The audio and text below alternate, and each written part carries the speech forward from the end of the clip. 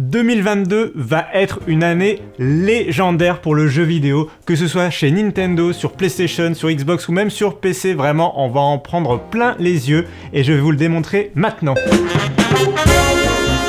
Dans le jeu vidéo, il y a vraiment des années comme ça qui font date. Par exemple, il y a l'année 1998. Je vous invite à vous renseigner sur les jeux qui sont sortis en 98, mais c'est là où vraiment il y a eu plein de révolutions dans le jeu vidéo. Il y a eu les Final Fantasy, les Tomb Raider, etc. Bon bref, plein de grandes licences qui ont été créées en 98. Et il y a comme ça plusieurs années qui sont vraiment des âges d'or du jeu vidéo. Et je pense que 2022 a tous les ingrédients pour être une de ces années. La raison, elle est pas très compliquée en fait, c'est tout simplement la crise du Covid qui a repoussé beaucoup de jeux qui étaient prévus pour 2020 ou 2021 et qui devraient enfin sortir en 2022. Du coup, il y a un peu embouteillage de jeux AAA, les jeux les plus hollywoodiens, ceux qui nous en mettent vraiment plein les yeux, et ils devraient probablement tous sortir en 2022. Et chez Frandroid, on vous a concocté une liste aux petits oignons des jeux attendus cette année sur PlayStation, Nintendo, Xbox, sur PC. Pour cela, on a regardé tous les jeux qui sont officiellement prévus pour 2022. Alors évidemment, la crise du Covid, elle continue, donc peut-être que certains de ces titres seront repoussés. D'ailleurs, certains d'entre eux ont déjà été repoussés du début de l'année vers la fin de l'année. Donc peut-être qu'il y en a qui sortiront en 2023, mais honnêtement, même si une fraction sort cette année,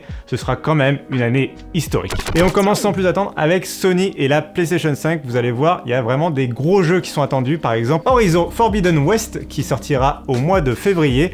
Lui, c'est par exemple l'un de ces gros jeux qui était prévu à la base en 2021 et qui sort dès le début de l'année. C'est un énorme blockbuster, il est extrêmement attendu et pourtant c'est juste le premier de la liste de chez Sony. On a aussi God of War Ragnarok. Les suites des aventures de Kratos arrivent mais sans date de sortie précise. Là on voit que les éditeurs sont très craintifs à cause du Covid pour annoncer des dates à plus de 2 mois d'avance. Là du coup on pense que ça sortira à l'été, mais pour l'instant, on n'est pas encore sûr. Et si on continue avec les exclusivités de Sony, on a par exemple Gran Turismo 7, le grand concurrent de Forza Horizon.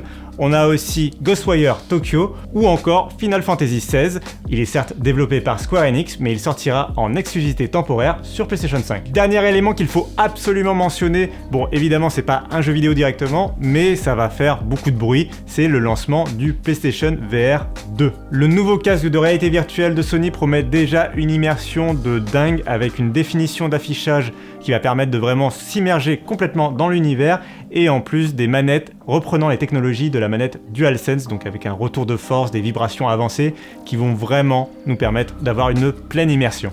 Mais on l'a dit, Sony n'est pas le seul à avoir des grosses cartouches. Pour 2022, il y a aussi Nintendo avec sa Switch. Oui, il va falloir continuer à vendre des Switch et des Switch OLED par camion entier. Et Nintendo fait feu dès le mois de janvier avec Pokémon Legend Arceus, un tout nouveau Pokémon ambiance Breath of the Wild en monde ouvert. Et ça, franchement, ça a l'air d'être un beau succès à venir. Nintendo va aussi nous plonger dans l'horreur avec un nouvel épisode de la franchise The Last of Us. Ah non, pardon, The Last of Us, c'est chez Sony. Là, c'est en fait un nouvel épisode de Kirby au pays du monde post-apocalyptique.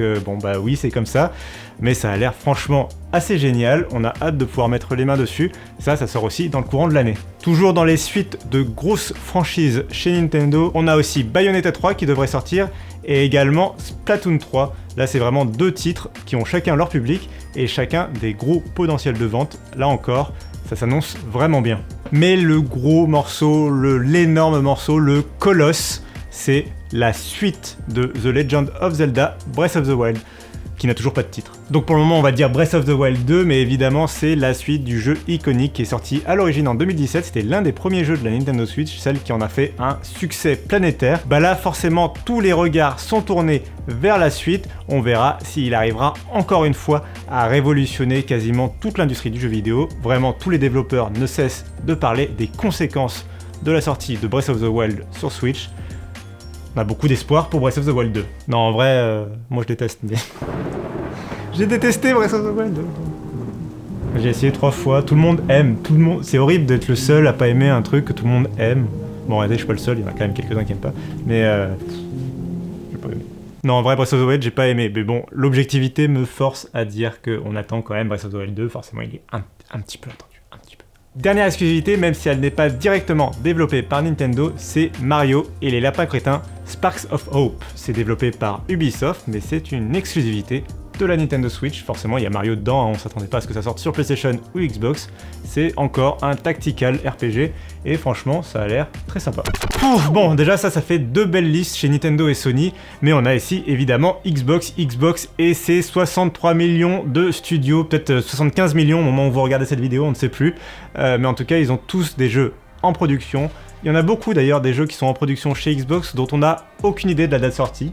Les Fable, les Avowed, tout ça, ils ont été annoncés avec des trailers en CGI, mais Microsoft n'a jamais donné d'année de sortie, de date de sortie précise. En attendant, on a quand même quelques jeux à vous proposer. Premier gros titre chez Microsoft, ça va sortir normalement à l'été, c'est Redfall, et ça c'est un jeu que j'attends tout particulièrement. Il est développé par Arkane Studio, c'est ceux qui nous ont fait par exemple le jeu Prey. C'est des jeux qui sont très originaux, très particuliers, qui se vendent souvent à peu d'exemplaires malheureusement, mais qui sont des beaux succès critiques. Un peu un jeu concurrent avec Borderlands, ça va vraiment être le même genre de jeu coop, en monde ouvert, où on va explorer plein de choses et vraiment être libre de nos choix. Mais chez Microsoft, la cartouche des cartouches, le concurrent un peu de Breath of the Wild 2 ou de God of War Ragnarok, ça va être le jeu Starfield.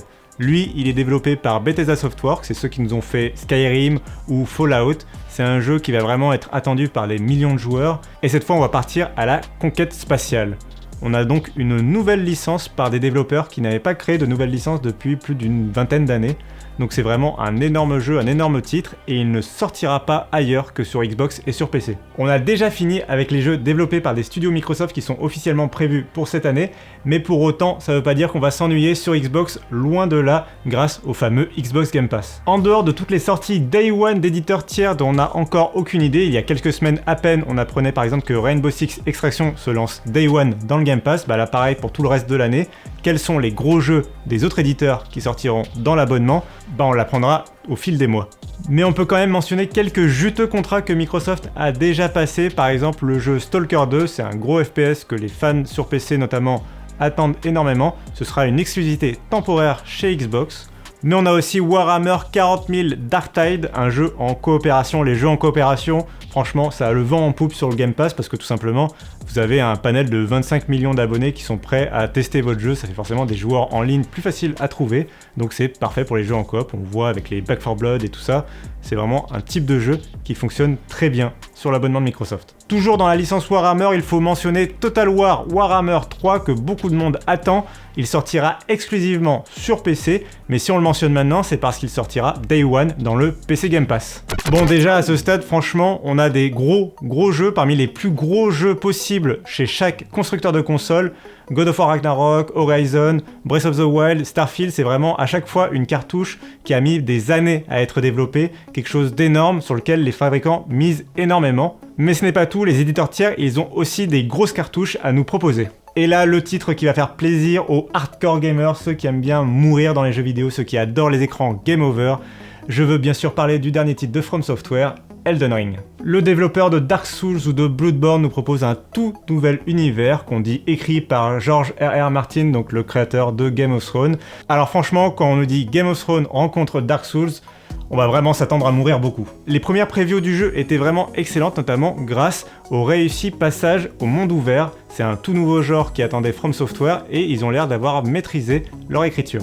Si vous voulez vous en mettre un peu plus plein les yeux et probablement un jeu qui sera à mon avis plus accessible, on va vous parler de Avatar, le film de James Cameron dont on attend la suite au cinéma, va aussi être décliné en jeu vidéo sous la tutelle de Ubisoft qui nous prépare un énorme blockbuster. On sait seulement que ça sort en 2022 en principe. On a vu quelques images, ça a l'air époustouflant. J'espère que vous avez hâte de collectionner les 400 plumes qui vous attendent dans Avatar parce que franchement, vous allez avoir à en faire. On les connaît, les mondes ouverts chez Ubisoft, ça va être ça, ça va être le même Assassin's Creed, voilà, mais avec une texture Avatar par-dessus, quoi. La rencontre du cinéma avec le jeu vidéo ne va pas s'arrêter là, puisqu'on attend aussi Hogwarts Legacy. Hogwarts, c'est Poudlard en français, c'est-à-dire l'école de sorcellerie. On va pouvoir incarner un sorcier, et on va peut-être pouvoir devenir l'égal d'Harry Potter dans un jeu qui nous promet vraiment un RPG ambiance sorcellerie. Dernier jeu ambiance cinéma, il faut qu'on parle de Suicide Squad, Kill the Justice League. On avait eu le droit à Avengers il y a quelques années qui, honnêtement, c'était pas terrible. Bah là, franchement, ça a l'air beaucoup mieux. Cette fois, on est chez DC et on va devoir affronter Superman, Flash et toute la team. Ils sont vraiment pété les plombs et on va devoir prendre les méchants avec Joker et compagnie pour aller les affronter. Moi, j'ai hâte de jouer l'homme requin là. Et je vous en rajoute un, bon, c'est du cinéma, mais en même temps, c'est aussi du jouet. C'est Lego The Skywalker Saga. toute la saga Star Wars adaptée en version Lego, en version jeu vidéo. Ça a l'air ultra fun, ça va se jouer en coop, et franchement, bah ça a l'air vraiment très cool. Allez, deuxième aveu de cette vidéo, Star Wars, ça me parle pas. Allez, on va s'arrêter là, la liste est déjà ultra longue, on aurait pu citer encore, mais une myriade de jeux qui sont prévus cette année, qui sont peut-être moins importants, peut-être qu'on a tout simplement oublié, auquel cas n'hésitez pas à nous le dire dans les commentaires. Moi je voudrais surtout rappeler que si là on a listé les plus gros titres, les gros blockbusters, il faut évidemment pas oublier aussi les jeux indés, les jeux comme par exemple Sifu qui sort dans quelques semaines. Ça c'est des petits jeux qui vont probablement créer la surprise, le succès critique, le succès populaire. Ça forcément c'est plus difficile de les prévoir, mais ils arriveront tout au long de l'année. Et si ces jeux-là, les jeux indés, s'ajoutent à tout ce qu'on a cité avant, bah là honnêtement, vous devez l'admettre, ça va être une année historique. Et là honnêtement, on n'a pris que le calendrier des sorties pour vous montrer comment cette année pourrait être historique, mais quand on voit comment l'actualité a démarré dès le début de l'année et les surprises qui nous attendent probablement d'ici la fin de l'année, bah, ça va être incroyable. Voilà, c'est tout pour moi, n'hésitez pas à nous suivre sur tous les réseaux sociaux pour être tenu au courant justement de l'actualité et des grosses sorties du jeu vidéo. Moi je vous dis à très bientôt, ciao.